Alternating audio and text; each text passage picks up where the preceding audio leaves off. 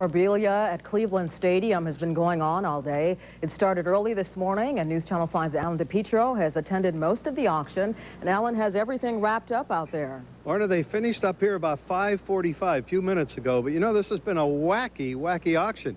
You know, the huge center field scoreboard above the dog pound out in the center field bleachers, that sold for $1,000 just a few moments ago. But Art Modell's personal brown commode in his office here at the stadium sold for $2,700. It was purchased by Gary Bauer, the man who owns and operates the Basement nightclub on the east bank of the Flats. And Mr. Bauer also purchased Bernie Kosar's dressing cubicle from the Browns dressing room. Now, I thought many of the items that were auctioned off here today would go for a lot lower price than what they wound up at. So when my news director, the boss man, said, "Alan, here's $100, go have a good time," I didn't come out here with a bag of salted peanuts. They had 40s and 50s Browns yearbooks for sale, a Browns cheerleading sweater believed to have been used one season, a 30s style Indians logo, and a whole passel of goodies, most of them not much use to anyone unless you happen to have had a love affair with the Browns. Example, a Browns fan who drove 5 hours from Canada took 2 days vacation to buy plastic signs and some seats. I probably put down in my rec room behind the bar as a keepsake, memento. The contents of 5 loges for a grand total of $1,250. Here's where they'll go. For summer homes at Put in Bay, I build and sell summer homes out there, and these probably will make good summer furniture. A Browns fan from Ashland wrote out a check for $375, no problem, for signs that said, "Welcome to Cleveland Stadium," and $50 for this wooden program stand. I really wasn't sure what the prices would be, but I figure I've saved a lot on season tickets for the next 3 years. I could afford that much, so I'm really excited with what I got. Some people probably say I'm crazy, but I like it. I had to have a piece of this place. Now, that man from Euclid that you heard about that bought the contents of 5 loges here in the stadium also bought the contents of Art Modell's loge. $1,200 is what he paid for, but it was sort of sight unseen. In the program that was listed had no listing for what was in Mr. Modell's loge. Wow, sounds like an impulse buyer there. Yeah. Alan, where are those $100 peanuts? That's what I'm wondering. We didn't get any. We couldn't buy anything. Really? Okay. No. All right, Alan DePietro reporting live. Thanks. But a brand new history can be written. Well, for them, this is more than just another job. Demolition pros Keith Firestein and Gordon Gates are homeboys, Clevelanders. There are brains and skills in any job. This one adds heart. It's a lot strange. It's a big one. It is. You know, to see that, you know, everybody's got their heart in it. You know, it's the grand old lady. You know, like I said, we grew up with it, and now we're going to tear it down, and there's a lot of sentiment involved in it. Well, you know, you kind of inside, you shed a little tear. But, you know, I've been wrecking for 23 years in this town, and what's gratifying is something wonderful is coming right behind it. The old lady by the lake is the demolition site now, though there are markers of what once was. Feller, Harder, Colavito, Lavelli, Groza, Graham, Brown, Kosar, heroes all, and they won't be forgotten. Those are the best memories of my life. We used to come down on the rapid. We didn't even, we'd jump on the rapid and come down here for the game. Of course, the hot dogs and the souvenirs and, you know, and the thrill of watching the Browns and the Indians. When I was in elementary school, we went here for summer or for a school trip or whatever to watch the Indians play. And that, and of course, the Sundays on a Browns game. You know, gotta love our Browns. Just as Cleveland loved the old stadium. Wasn't pretty, but it worked. Now, as we say goodbye, it's comforting to know that so many Clevelanders are handling it with care and with heart. And while the goodbye continues, the anticipation of the arrival of the new Browns really is picking up steam tonight. We're at a massive pep rally. When I say massive, this thing is huge. Take a look around. We've got the big dog is back there, demasked right now. Maybe you can see the big dog, number 98, John Thompson. The band up there, Massillon High School, Paul Brown's old place many years ago. And we've got some of the old Browns, too, signing autographs. I'm going to sneak in here and see if we can get the Cube. Remember him? The Ice Cube, Gerald McNeil. He is here, not returning punts and kickoffs for touchdowns anymore, but still a part of our community. Excuse me, everybody.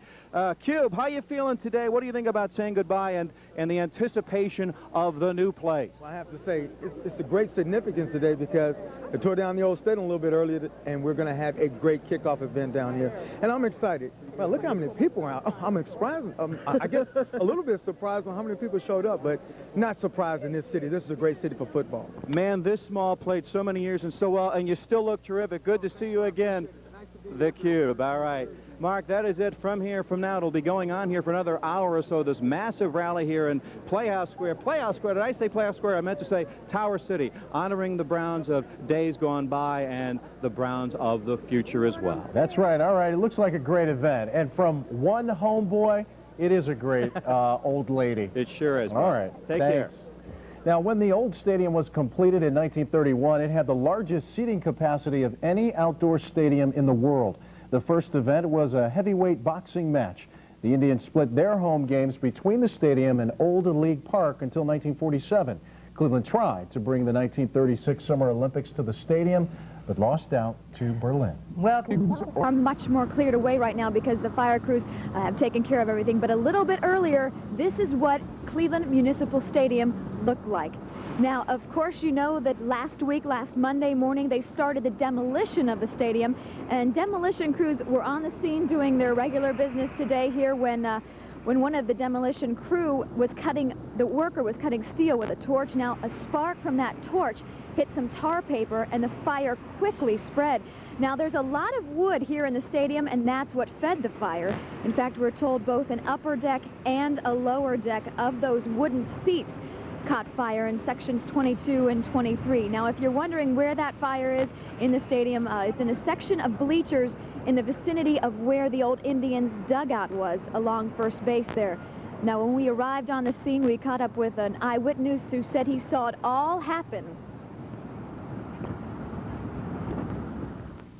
Well, I was down here watching them tearing down the stadium, and I was watching where they were using a cutting torch to cut some metal on a roof that they'd already pulled down, and that's a wood roof, and the cutting torch lit the very corner of the wood roof, and that started to burn pretty fiercely after about 2 or 3 minutes.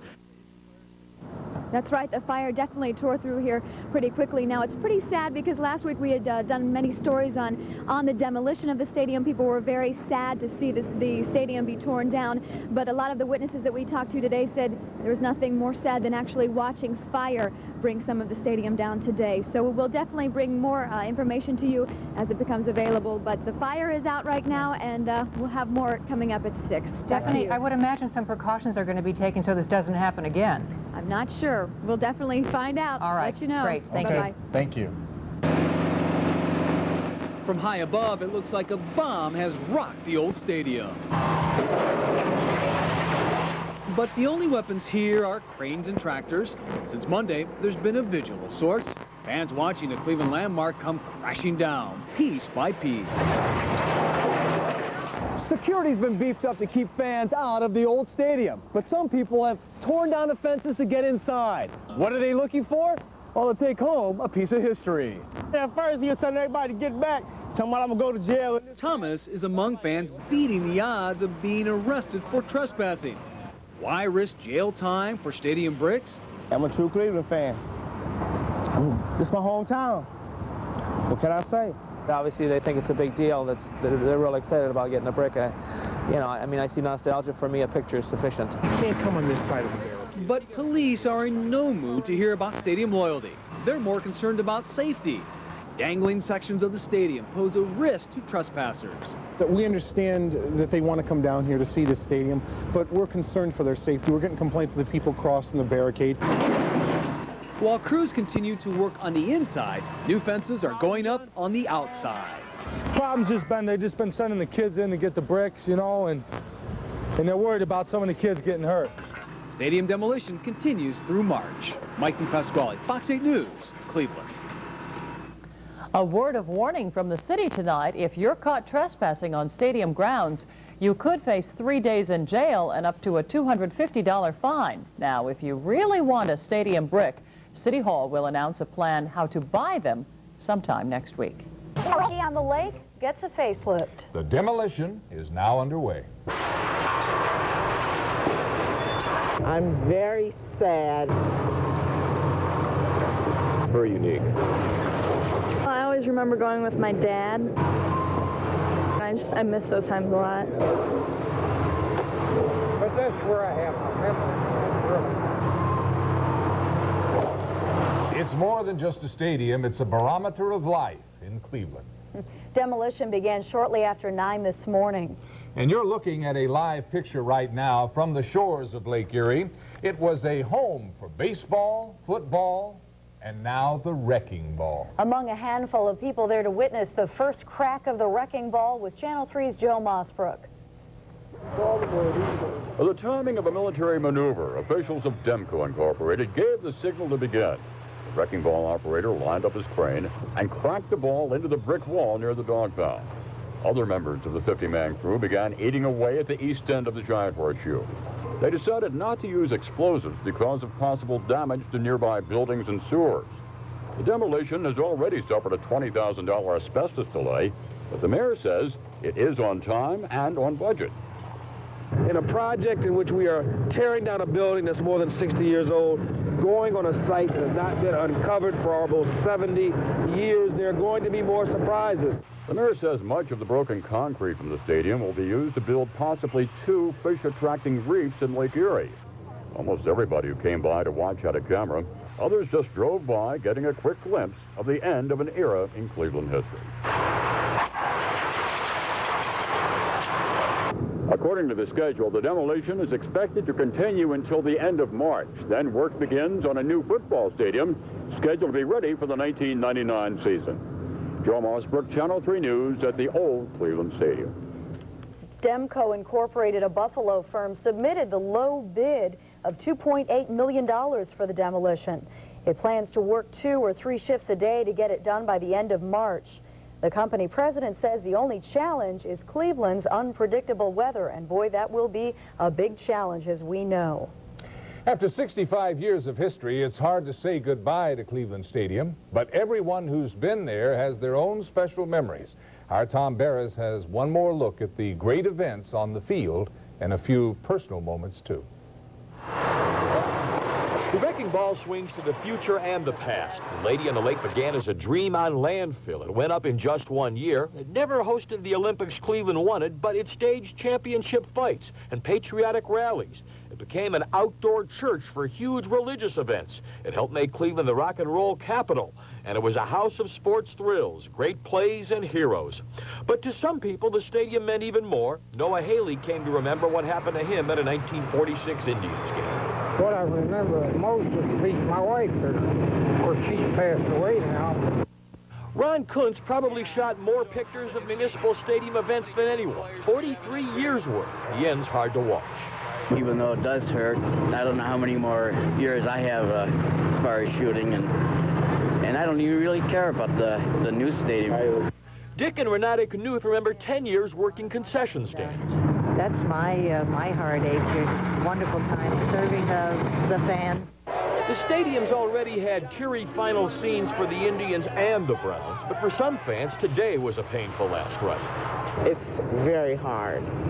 I can understand why a lot of fans aren't here. I had a hard time coming down myself. Some think destroying a landmark that's been part of so much Cleveland history is both a sin and a sacrilege. Others think it's just putting an old building out of its misery. The new stadium will be fancier and nicer, but it won't be the same. Memories will always be there. It is really sad to watch. Tom Barris, Channel 3. So how does the new facility stack up seating-wise? Well, the old stadium had a capacity of about 78,000, one of the largest in the NFL. The new stadium will seat about 72,000, smaller than Municipal Stadium, but still one of the larger facilities in the league. Now, coming up later in sports, Chuck Galletti will take a look at some of the more memorable sports moments in the history of the Lady on the Lake. Oh, we hate to see the old stadium go, but just wait till you see the new one. Through computer magic, we can already tour the new stadium. Put your goggles on, seats will be wider, there will be video scoreboards at each end. And the emphasis, of course, will be on great views, great comfort, and boy, hopefully great victories. And even as we speak right now, the countdown is on to the opening of the new Cleveland Stadium.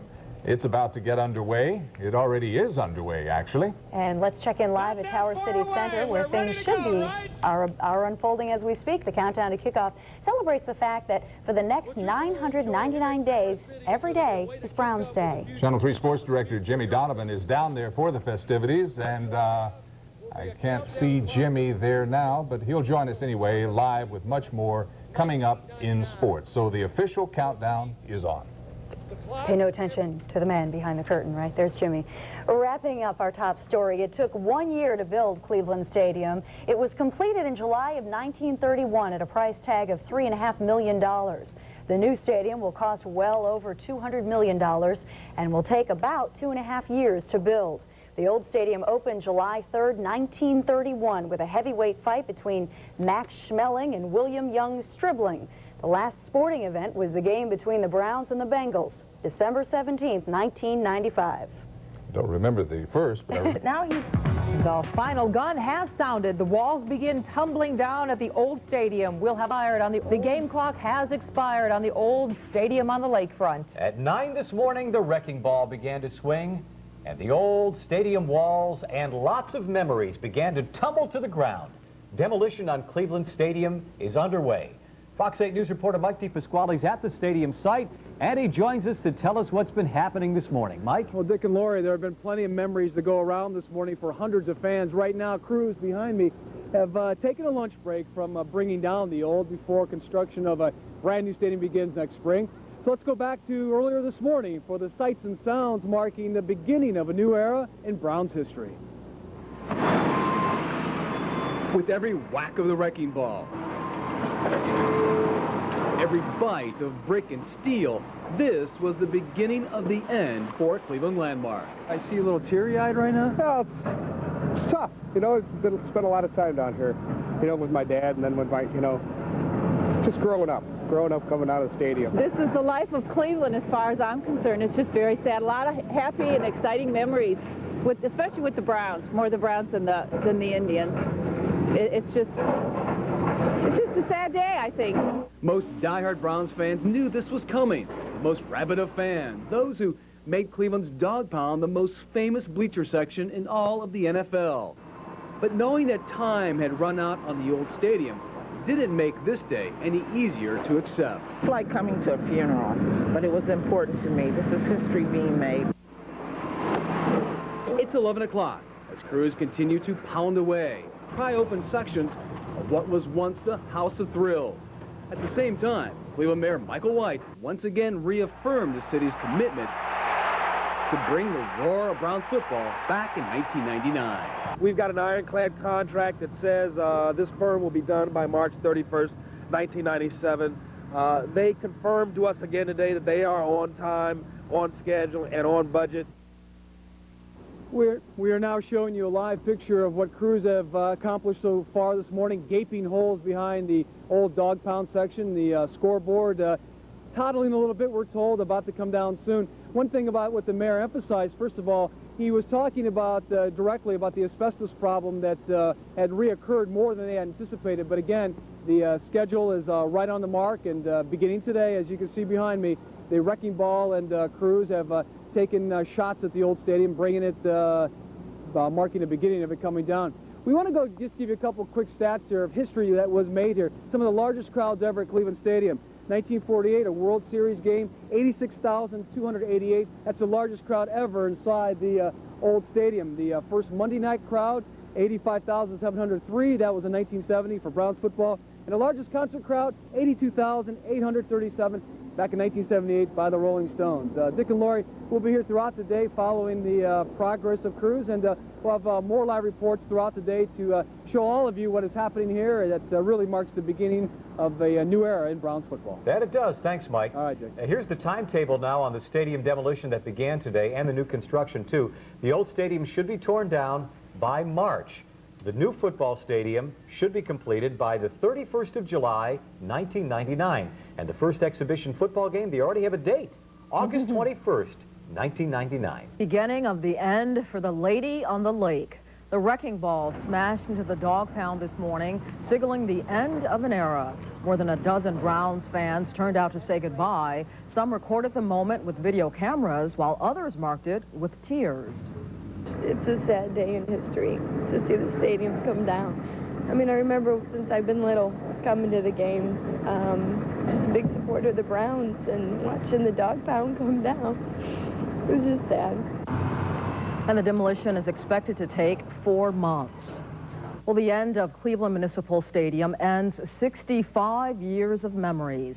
News Channel 5's Alan DePietro has his own memories from attending stadium events for nearly half a century, and he joins us live now. Alan? Well, Lorna, we were here this morning when we saw the beginning of the destruction of the stadium. You can see this whole section by Gate D is gone tonight. So there were about 50 people here this morning, most of the media, but everyone had cameras. But for the tens of thousands of people that attended events over the years here, they'll take those memories with them forever and ever in their hearts and minds. About 9 this morning, a wrecking ball began to undo what had stood here 3 generations. It all began when Cleveland, once the 6th largest city, was dreaming big dreams.